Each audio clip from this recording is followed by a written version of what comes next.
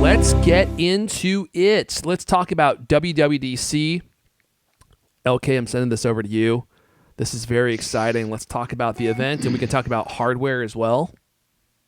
Yeah, so, earlier this week, Apple announced that WWDC is coming back on June 6th, and it's online only again for the third year in a row, but there's a twist. So the 2022, my goodness me, my God, I can't do it. I can't say that word. The 2022 iteration of Apple's annual Worldwide Developers Conference will start on June 6th. Apple promised you that the event will showcase the latest innovations. Here's a big surprise in iOS, iPadOS, macOS, watchOS, and tvOS. Who would have predicted that? So anyway, this is code for unveiling the next major upgrades to these operating systems. So it's going to be pretty exciting. Yeah, I'm looking forward to iOS 16. So it's going to be online only for most people, but fortunately, a few developers and students will be able to watch the keynote from Apple Park. So typically, thousands of developers flock to the San Francisco Bay Area for a rare chance to learn from Apple staffers in person. However, due to the COVID-19 pandemic, the last two developers conference took place online only. This changes in 2022, sort of. Apple's going to host a special day for developers and students at Apple Park to watch the WWDC 2022 keynote and the State of the Union presentations. This kind of goes back to what you're saying, Lewis. Like it's like we're going to be watching a pre-recorded video. It's not even going to be live at all, and that kind of takes some of the. Well, it definitely takes the energy out of it to me. It's like, oh, we're all going to sit there and watch this thing together. I don't want to say cool, that, but yeah, I don't want to say that Tim Cook, quoted my amazing opinion piece. But yeah, I mean, I that's exactly what I thought. I was like, I almost tweeted like a haha. You mean like Nelson? You mean like Nelson from? Yeah, exactly. Yeah, okay. I mean, I think it's awesome to do. I hope that they flash audience reaction. Yeah. I mean, I hope that they're visible there. But I don't know. I mean, they are going to be watching a movie. I mean, watching people watch a movie is maybe not so awesome. I don't know. It's hard to tell. Watching people watch a movie. Yeah, that's exactly what's going to be happening here. I hope they bring it back live next year. I thought they would have it live this year because the COVID stuff seems to be really fizzling out, and most people are vaccinated these days. It seems like it. At least for now. It seems like you would be safe to do it at this time of year. Like if it were going to be in November, you probably wouldn't be as safe. But like this time of year, with the COVID numbers that we have and everyone spending most of their time outdoors, it just seems like it would be fine to do it indoors. But whatever, they want to be cautious. Okay, starting to rise again though. That's the problem. Can they set up a bunch of lawn chairs, in the middle of the Apple HQ and the rainbow stages and. Do it there. Did you see? Yeah. Google did that. Did you see that? They did it outdoors? They had an outdoor one and it looked really weird because everybody's like on their little. It looked like everybody was playing Twister, or everybody was on a Twister, whatever that is, mat, right? Like you've got your little thing. You're 6 feet from somebody else. You're outside. I don't know. I don't know that was better. It was kind of weird. Well, someone pointed out on Twitter that the money you save from flying to San Francisco and booking a hotel for a week, you could buy yourself a brand new Mac Studio and a studio display. So look on the bright side. That's hilarious. Well, and I mean, a lot of people liked the way it happened last year, right? I mean, now instead of just a certain number of people getting to it, everybody gets kind of the same experience, right? So I mean, people were complaining about the lottery system before, weren't they? It was they couldn't get in year after year. People because there were so many limited spots and. Of course, for the people who did get in, it is totally valuable to be able to meet people in person and network and meet Apple employees. It's the networking, I think, and seeing friends year after year that people really like. And the same thing was true for Macworld. I mean, that was the best thing, seeing people you hadn't seen all year, that you see every year, these fellow, Mac fans and for me, journalists and stuff like that. But, you can't recreate that. So, as usual, you can be sitting home watching a Zoom presentation. For the third year in a row, but I quite liked. I don't hate the online presentations that they do. The canned ones, the pre-recorded ones.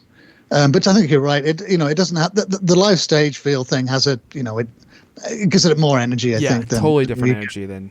I don't mind watching it. I don't mind watching a pre-recorded event either, but I would like to see them go back to the live thing because that just had. So much more of a community feel to it because we're all watching it live and there's reactions live as things are happening. There's reactions to product announcements. And I thought that was pretty cool. So I'd love to see them go back to that. Let's talk about product expectations here, because I think that's something that people are probably interested in. So first of all, freaking great video by Max Tech out this week. I will put a link to it in the show notes if you want to check it out. And they're talking about what to expect at WWDC 2022. And as we all know, this is supposed to be the end of the transition, right? So we are almost certainly going to get a new Mac Pro happening at WWDC, and even Gurman expects that we're going to get it. Now, it probably won't be released at WWDC or maybe even anytime soon after that. Like, it seems like we're going to get, and I think Gurman said this, we'll have the final Mac Pro, the final transition to Apple Silicon in September, but they're almost certainly going to announce it at the keynote events for WWDC. And it seems like we might also be getting a brand new monitor. And if you have just bought the Studio Display, or if you're thinking about buying a Studio Display, you may want to wait and hear this information, because this might alter your purchase decision. In fact, I'm having like all sorts of like buyer's remorse. We'll talk about this in a second. I bought the M1 Ultra Mac Studio, and man, that thing is just so confusing, because it was so hyped to perform at such a level, and all the benchmarks, all the real world performance indicates that it's just not performing the way we would expect. I know we talked about this in the past, and I thought I would just kind of put a cap on it and give you one more short presentation on really what's going on with the M1 Ultra. Yeah, I won't bring it up 10 more times, in the next 10 weeks. Well, you have my curiosity. So what's the rumor about the new monitor? Okay, we could start with that. So there are also rumors going around that not only is Apple going to be announcing the Mac Pro, right, with Apple Silicon, but they're also going to be essentially releasing what seems to me to be like a mini Pro XDR display. So if you're wondering why the Studio Display doesn't have mini LED backlights, it doesn't have ProMotion, well, it seems like those features are going to be present in the 27-inch Pro XDR Mini, as I'm calling it. So it's essentially going to be a 27-inch version of the Pro XDR display, which actually makes a lot of sense. So if they price this thing like around $3,000, right, which I'm suspecting it will be like $3,000 or $3,500, it will be 27 inches, which means it will be 5K. It will be Retina, so it doesn't have the resolution of the Pro XDR display, but it will have a lot of the same features. It will just be a smaller form factor, and it will be 5K instead of 6K, and it's supposed to have mini LED, so it's going to have a vastly improved contrast ratio. It'll probably be 1,000,000 to 1 versus what is in the current Studio Display, which is like 1,000 or 1,600 to 1, because it just has a single LED back panel that doesn't have any variation in brightness. It's just they're all the same brightness, right, all the time. And it's supposed to also have ProMotion, which I don't think that, well, I'm getting ahead of myself here. So we'll see what happens with that. But that is one of the rumors, and I think one of the people who has been talking about this has been Ross Young, who's one of the analysts out there who has a pretty accurate track record, and he's saying that he thinks it will be revealed along with the Mac Pro, the updated Mac Pro. And then the other thing will be the Mac Pro, right? So the Mac Pro, we don't know exactly what's going to happen with it. We know that during the last keynote, when they were releasing the Mac Studio, they said the transition to M1 chips is complete, and there won't be any, or they said that, I should rephrase that there won't be any new M1 chips. So that got people thinking, well, wait a second, like, if there's not going to be any new M1 chips, what the heck is going in the Mac Pro? And it seems like they're actually going to release a chip that's special to the Mac Pro and actually give it a completely new naming scheme. So it will include the M1 Max in probably like a quadruple orientation. So instead of being 2 like there is in the Mac Studio, there will be 4. And they might call it like the X1, right? So it's going to be like the Mac Studio Pro version of the Mac Studio M1 Ultra version. It's going to be 2 of those, and they're going to engineer it so that you can have 4 of those in the same computer, and they're going to give it an entirely new naming convention. So the Mac Studio or the Mac Pro with X1 Ultra or X1 Extreme, some people are calling it, and then you have the new monitor. So everyone will be so excited that they'll, be panicking to open their wallets and give Apple another, $10,000 or $15,000. So if they released a 27-inch XDR display mini, I would truly, I don't want to be vulgar, but I'd be pretty miffed about that. It's like, well, open up the one you got and check it out first. I mean, it ain't that bad. So you're using one right now. How do you like it, Leander? It's lovely. It's beautiful. It's really, really a lovely display. It's super colorful. It's really high resolution. Yeah. I mean, I'm looking at. I got a Samsung one here, which I thought was a pretty nice display. I've got two external displays, one either side, and this Samsung display that I thought was pretty good. I don't know what the model number is. And I got a BenQ one on the other side that rotates. The BenQ one is much better than the Samsung one. But in comparison, it's awful junk. I can't even bear to look at it. It's horrible. It burns my eyes. And this display is lovely. And as you saw, the camera, the what's it called? I've already forgotten the name of the Center feature. Stage? Yeah. I always forget the name of that feature too. I have no idea why. I'm totally happy with it. It was pricey. It's not cheap, but this display I think is going to last me a long time. It's a really good size. I'm totally happy with it. I'm delighted with it. I'm sure I will be too. I just, like I said before, I'm not going to go into the whole rant again, but I just feel like they could have made it special and they didn't. They just basically, it's a cash grab. It really is. Like, it's a nice display, but there's nothing special about it aside from the fact that, and this is the thing. It's a 5K display. It's really right. nice. It's 5K. I'm pissed at my old iMac. I can't use my old iMac as an external display because it's basically the same panel. Right. Yeah. And I was like thinking, because they used to have that. What was it called? What was the name of the feature? Target display mode, where you could use an iMac as an external display.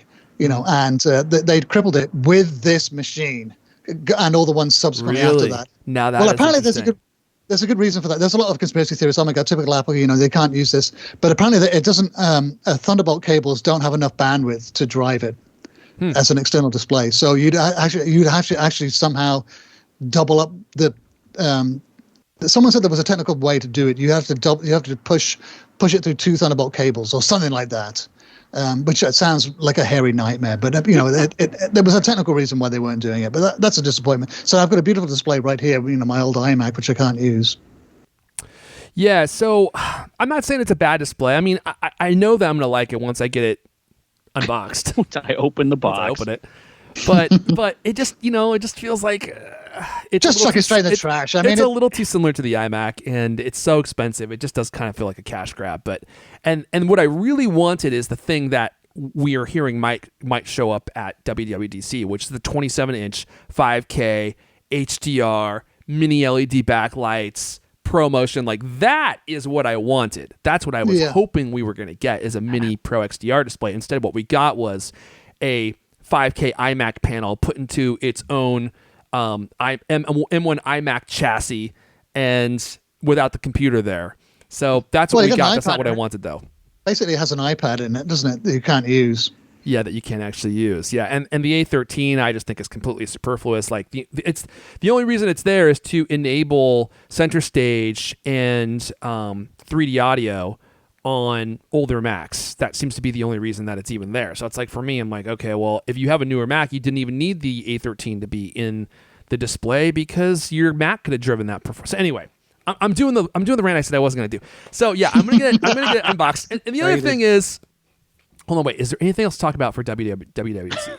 I think that's it. So we're expecting a Mac Pro, probably with an X1 Extreme. Well, hold on, there was a lot of rumors about the AR VR headset. Oh, I don't think that's happening. I'm glad that you brought that up. I don't think that's happening, and here's why.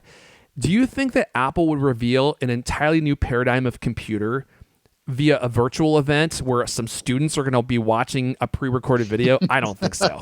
Students are going to love it. They're going to be clapping, and then like, what? That'd be the weirdest marketing launch I've ever seen.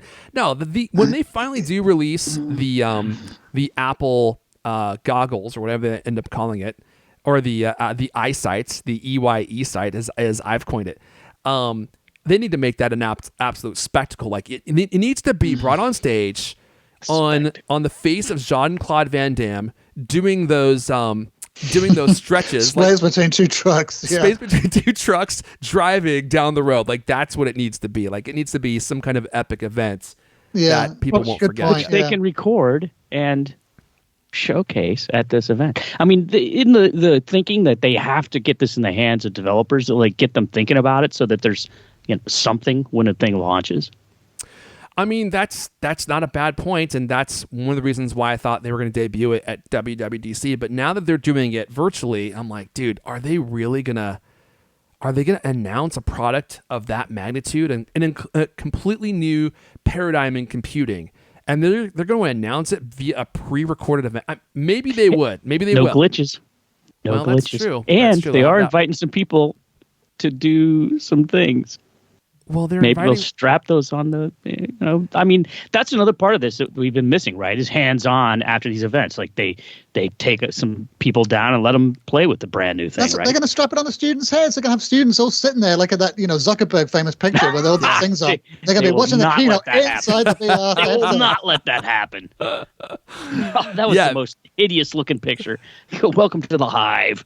Yeah. Although it was iconic. I mean, we all know exactly what picture you're talking about, right? It's like where everyone is just frozen and they're practically drooling because their brains are being reprogrammed with these headsets on, and then Zuckerberg is off there in the corner, like, looking so proud of himself. I just don't think they're going to announce the headset. I think you're right. I went to the Apple Watch launch event. That was a big deal. Everyone was there, all these celebrities, all the Apple execs. It was U2 was on stage. Remember that thing where they touched fingers? Oh, yeah. At the end. I think that's probably a good point. They probably would make a big deal out of it. But I don't know. They probably could make a big deal out of it at WWDC. But, I think you're right. I think it's probably going to come in the fall, maybe, if they do it. And there hasn't been any manufacturing rumors, really, have there? So, yeah. You know what I mean? No leaks out of massive supply hype chain. for it. It's like, again, new computing paradigm. They're going to have to invite people from every walk of life, every publication to try it on and then dispense all the notes that they give everyone, right? So all the YouTubers can pretend like they're reviewing it, but they're literally just reading off a list of things that were said at the keynote event. Ooh, bitter. No, remember what I said? I said I would literally do that. If TC would just send me early access, I will... He doesn't even have to type it out. He can just write on a napkin, and I will literally be like, this is the best headset that has been made, and I'll be reading it like that. Like, I won't even pretend like I'm not. Bitterness confirmed. Okay, so there's your hardware expectations, and maybe there'll be a surprise in there, but I think that's what we're getting. We will probably see Mac Pro, almost certainly.